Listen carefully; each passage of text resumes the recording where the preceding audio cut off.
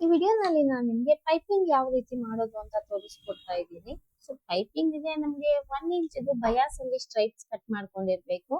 So ಈ ರೀತಿ cross ಬಂದಿದ್ರೆ ನಮಗೆ ಒಂದ್ರ ಮೇಲೆ ಒಂದ್ ಈ ತರ ಇಟ್ಬಿಟ್ಟು ಜಾಯಿಂಟ್ ಮಾಡ್ಕೊಳ್ಳಿ. ನಾವು ಕ್ರಾಸ್ ಆಗಿ ಜಾಯಿಂಟ್ ಮಾಡೋದ್ರಿಂದ ಪೈಪಿಂಗ್ ನಮಗೆ ಒಂದೇ ಕಡೆ ದಪ್ಪ ಆಗೋದು ಅವಾಯ್ಡ್ ಆಗುತ್ತೆ. ನೀಟಾಗಿ ಒಂದ್ ಸ್ಟಿಚ್ ಹಾಕೊಳ್ಳಿ, ಡಬಲ್ ಸ್ಟಿಚ್ ಹಾಕೋದು ಬೆಸ್ಟ್. ಸೊ ಓಪನ್ ಮಾಡಿ ನೋಡಿದಾಗ ನಿಮ್ಗೆ ಎಲ್ಲೂ ಅಪ್ ಡೌನ್ ಆಗಿರ್ಬಾರ್ದು, ಕರೆಕ್ಟ್ ಬಂದಿರ್ಬೇಕು. ಅದು ಕೇಸ್ ಬಂದಿಲ್ಲ ಅಂದ್ರೆ ಬಿಚ್ಬಿಟ್ಟು ಮತ್ತೆ ಜಾಯಿಂಟ್ ತಗೊಳ್ಳಿ. ಸೊ ಹಾಗೇನೆ ಒಳಗಿರೋ ಕಚ್ಚಾ ನಮ್ಗೆ ಒಂದೇ ಕಡೆ ಇರಬಾರ್ದು, ಎರಡೂ ಕಡೆ ಅದನ್ನ ಬೆಂಡ್ ಮಾಡಿ ಅದ ನೀಟಾಗಿ ಕೈಯಿಂದಾನೆ ಉಜ್ಕೊಳ್ಳಿ. ಎಕ್ಸ್ಟ್ರಾನ ಕಟ್ ಮಾಡ್ಕೋಬಹುದು.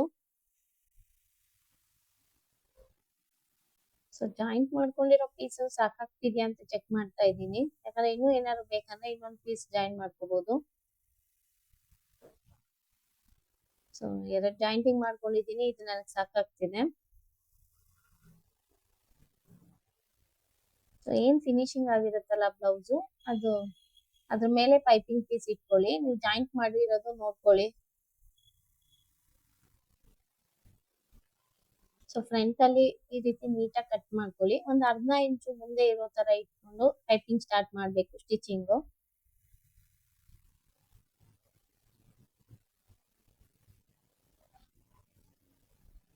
ಸೊ ಬಯಾಸ್ ಪೀಸ್ ಏನಿದೆ ನಾವು ಪೈಪಿಂಗ್ ಗೆ ಅಂತ ತಗೊಂಡಿದೀವಲ್ಲ, ಅದನ್ನ ಸ್ವಲ್ಪ ಎಳೆಯಿರಿ. ಲೈಟ್ ಆಗಿ ಎಳೆಯೋದ್ರಿಂದ ನಮ್ಗೆ ಅದೊಂಥರ ಟೈಟ್ ಫಿನಿಶಿಂಗ್ ಕೊಡುತ್ತೆ. ಶೋಲ್ಡರ್ ಡ್ರಾಪ್ ಎಲ್ಲ ಆಗುತ್ತೆ ಅನ್ನೋರು ಈ ತರ ಪೈಪಿಂಗ್ ನ ಯೂಸ್ ಮಾಡ್ಬೋದು. ಸ್ವಲ್ಪ ಲೈಟ್ ಆಗಿ ಎಳೆದು ನಾವು ಪೈಪಿಂಗ್ ಮಾಡೋದ್ರಿಂದ ನಮ್ದು ಡೀಪ್ ಏನಿದೆ ಒಂದು ಅರ್ಧ ಇಂಚ್ ವರೆಗೂ ಶ್ರಿಂಕ್ ಆದಂಗ ಆಗುತ್ತೆ. ಸೊ ಶೋಲ್ಡರ್ ಹತ್ರ ಸ್ವಲ್ಪ ಟೈಟ್ ಆಗಿ ಇಟ್ಕೊಳ್ಳುತ್ತೆ. ಸೊ ಅಟ್ಯಾಚ್ ಮಾಡುವಾಗ ಕೆಳಗಡೆ ಪೀಸ್ಗೆ ಮೇಲ್ಗಡೆ ಬಯಾಸ್ ಪೀಸು ಎರಡು ಈಕ್ವಲ್ ಆಗಿ ಕೊಡಿ. ಅಂದ್ರೆ ಹಿಂದೆ ಮುಂದೆ ಆಗೋದು ಆತರ ಎಲ್ಲ ಬೇಡ, ನೀಟಾಗಿ ಬರ್ಲಿ.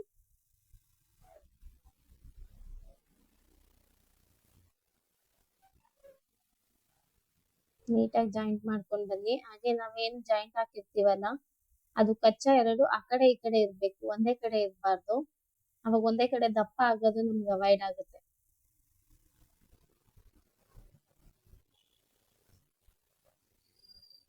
ಸ್ವಲ್ಪ ಎಳೆದು ಪೈಪಿಂಗ್ ಪೀಸ್ ನ ನೀಟಾಗಿ ಅಟ್ಯಾಚ್ ಮಾಡ್ಕೊಂಡ್ ಬರ್ಬೇಕು.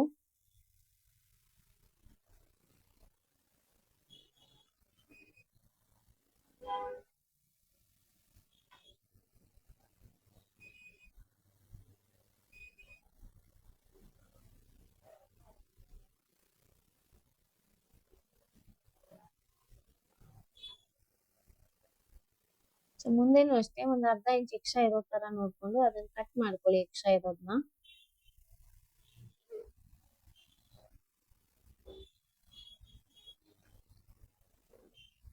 ಸೊ ಕೆಲವರು ಫೋಲ್ಡ್ ಮಾಡಿನೂ ಕೊಡ್ತಾರೆ. ಫೋಲ್ಡ್ ಮಾಡಿ ಕೊಡೋದ್ಕಿಂತ ಈ ತರ ಮೊದಲು ಒಂದ್ ಸ್ಟಿಚ್ ಹಾಕಿ ಆಮೇಲೆ ಫೋಲ್ಡ್ ಕೊಡಿ. ಇದು ಫಿನಿಶಿಂಗ್ ತುಂಬಾ ಚೆನ್ನಾಗಿ ಬರುತ್ತೆ ನಮ್ಗೆ. ಅಂದ್ರೆ ಒಂದ್ ಪೈಪಿಂಗ್ ಮಾಡಕ್ಕೆ ನಮ್ಗೆ 3 ಸ್ಟಿಚ್ ಆದ್ರೂ ಇರ್ಲೇಬೇಕು. ಸೊ ಇದಕ್ಕಿಂತ ಬೇಗ ಮಾಡ್ಕೋಬೇಕು ಅಂತ ಹೇಳಿ ಡಬಲ್ ಫೋಲ್ಡ್ ಮಾಡಿ ತಗೋತಾರೆ, ಆದಷ್ಟು ಫಿನಿಶಿಂಗ್ ಚೆನ್ನಾಗ್ ಬರಲ್ಲ ನಿಮ್ಗೆ.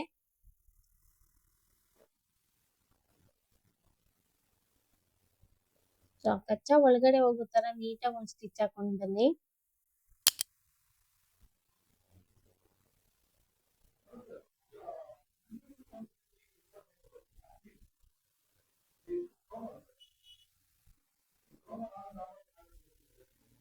ನಾವು 1 ಇಂಚ್ ಕರೆಕ್ಟ್ ಆಗಿ ಕಟ್ ಮಾಡ್ಕೊಂಡಿದ್ರೆ ನಮ್ಗೆ ಕಚ್ಚಾ ಜಾಸ್ತಿ ಮಿಗಲ್ಲ, ಮತ್ತೆ ಟ್ರಿಮ್ ಮಾಡ್ಕೊಬೇಕು ಅನ್ನೋ ಅವಶ್ಯಕತೆ ಏನಿರಲ್ಲ.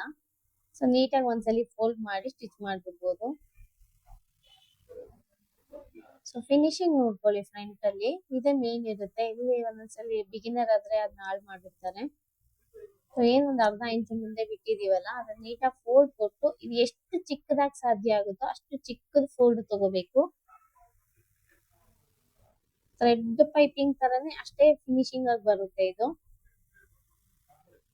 ಸೊ ಪೈಪಿಂಗ್ ಮೇಲೂ ಸ್ಟಿಚ್ ಇರಬಾರ್ದು, ಹಾಗೆ ಫ್ಯಾಬ್ರಿಕ್ ಮೇಲೂ ಸ್ಟಿಚ್ ಇರಬಾರ್ದು. ಮೇನ್ ಫ್ಯಾಬ್ರಿಕ್ ಮೇಲೆ ಅದೆರಡು ಮಧ್ಯ ನಾವೇನು ಪೈಪಿಂಗ್ ಗೆ ಅಂತ ಜಾಯಿಂಟ್ ಮಾಡಕ್ ಸ್ಟಿಚ್ ಹಾಕಿರ್ತೀವಲ್ಲ, ಅಲ್ಲಿ ಕರೆಕ್ಟ್ ಆಗಿ ಸ್ಟಿಚ್ ಬರ್ಬೇಕು.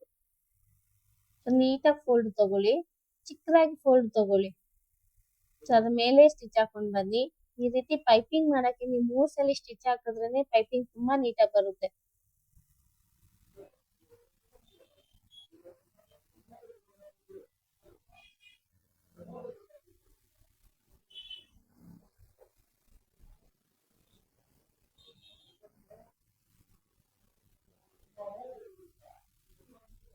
ಯಾರಿಗೆ ಮಿಷಿನ್ ಚೆನ್ನಾಗಿ ಕಂಟ್ರೋಲ್ ಇರುತ್ತೆ ಅವ್ರ ಪೈಪಿಂಗ್ ತುಂಬಾ ಈಸಿ ಆಗುತ್ತೆ. ಎಲ್ಲಿ ಸ್ಲೋ ಮಾಡ್ಬೇಕು, ಎಲ್ಲಿ ಸ್ಪೀಡ್ ಮಾಡ್ಬೇಕು ಅದೆಲ್ಲ ಗೊತ್ತಿರ್ಬೇಕು. ಸೊ ಬಿಗಿನರ್ಗಂದ್ರೆ ಸ್ವಲ್ಪ ಕಷ್ಟ ಆಗ್ಬೋದು.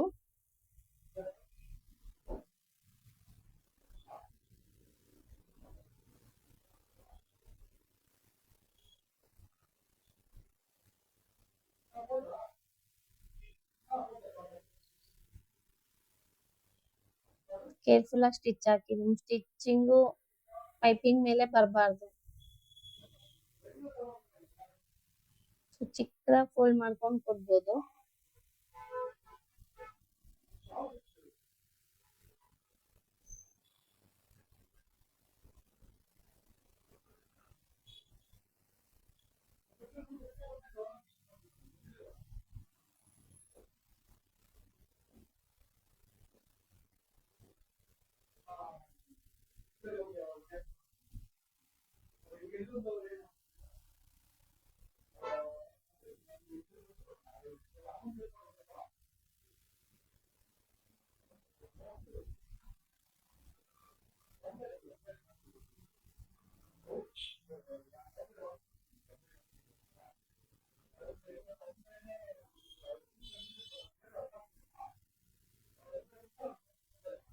ಸೊ ಮುಂದೆ ಏನಾದ್ರು ಎಕ್ಸ್ಟ್ರಾ ಇದೆ ಅನ್ಸದ್ರೆ ಸ್ವಲ್ಪ ಕಟ್ ಮಾಡ್ಕೊಳ್ಳಿ.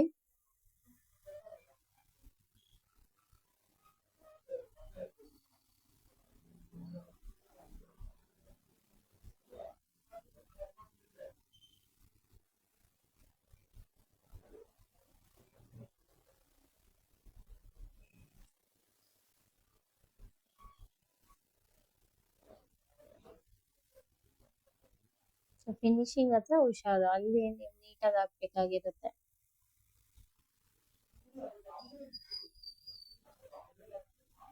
ಸೊ ಕಂಪ್ಲೀಟ್ ಆಗಿದೆ. ಚೆನ್ನಾಗಿ ರಫಿಂಗ್ ಹಾಕಿ ಕಟ್ ಮಾಡ್ಕೊಳ್ಳಿ. ಸೊ ನೋಡ್ಬೋದು ಪೈಪಿಂಗ್ ಇವನ್ ಆಗಿ ಬಂದಿದೆ ಎಲ್ಲ ಕಡೆ.